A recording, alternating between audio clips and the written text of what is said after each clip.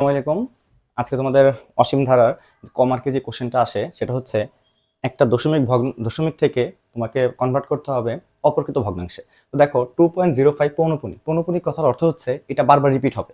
তাহলে দেখো জিরো ছিল, এই 5 পৌনপুনিক মানে 5টা বারবার রিপিট হবে, তাহলে এভাবে লেখা যায়। আচ্ছা, তাহলে এটাকে ভেঙে আমরা কি লিখতে পারি? ধরো এই 2টাকে রেখে যদি আমরা 0.055 এভাবে লিখতে থাকি, তাহলেও তো মানের কোনো চেঞ্জ হয় না। খেয়াল করছো? দেখো যোগ করলে আবার এটা হয়। এখন এটাকে আবার তুমি অসীম গুণোত্তর ধারায় প্রকাশ করে নিবা। তো কিভাবে প্রকাশ করে নিবা? 2 প্লাস, দেখো এখানে পৌনপুনিক কোথার উপর, কোন সংখ্যাটার উপর ছিল? 5 এর উপরে।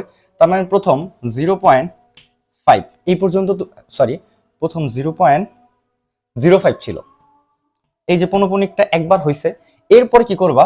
জাস্ট এই যে দুইটা ডিজিট আসছে না, তাই দুইটা শূন্য নিবা এক্সট্রা। ঠিক আছে? তারপরে তোমার পৌনপুনিক যেখান থেকে শুরু হয়েছে সেই ডিজিটটা লিখে দেবা 5। বুঝতে পারলা? তারপরটা কথা হবে এখানে কয় ডিজিট? 3। তারপরটা হবে 3টা শূন্য।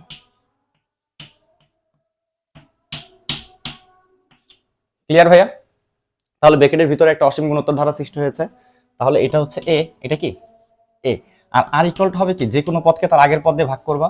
0.005 ডিভাইডেড বাই 0.05। বুঝতে পেরেছো? তাহলে এখান থেকে যে ভ্যালুটা পাবা 0.1।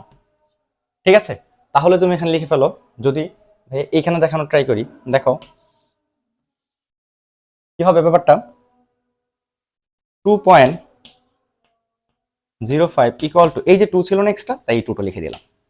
আর এই এতটুকুর বদলে কি আসছে? সূত্র হয়েছে একটা, a ডিভাইডেড বাই 1 মাইনাস আর। বুঝতে পারলা? তাহলে 2 প্লাস এ হচ্ছে 0.05, 1 আর হচ্ছে 0.1। এখন এখানে ক্যালকুলেশন করলে তুমি সেটা অপ্রকৃত ভগ্নাংশে পেয়ে যাবা। ঠিক আছে? দেখা হবে নেক্সট কোনো ভিডিওতে। আসসালামু আলাইকুম।